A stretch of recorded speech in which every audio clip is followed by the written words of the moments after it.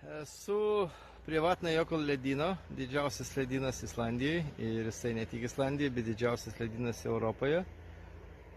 Čia dabar yra ledyno ežeras Fjalsarlun.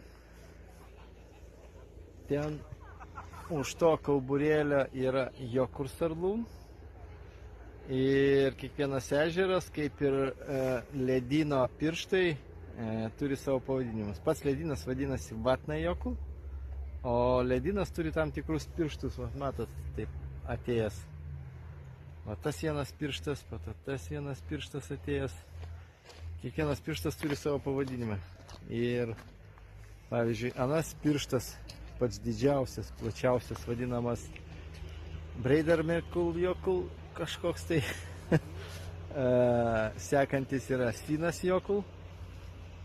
Ir tie pavadinimai skirti ne veltui tam, kad žinot, kurioje vietoje, kurioje daly yra kažkokie taip keliautojai, kaip dabar matosi, plaukia ten kažkas tai. Arba kas nors haikina, tai kad žinot, kurioje vietoje haikina, nes Vatnajökull ledynas jis yra visas. Tai va, tai malonu sugrįžti į šitą vietovę, toks jausmas, kad sugrįžau namo, nes iš tikrųjų dirbau ledyno gidu kelis žiemos sezonus, man labai tai patiko, smagu buvo, eidavom į ledo urvą arba vaikščiojom ant pačio ledyno.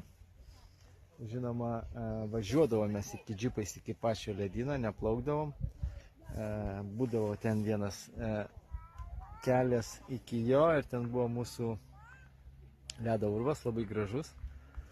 Kai kas prisimena mano keltas nuotraukas. Tai va, tai rekomenduoju aplankyti Islandijos ledynus.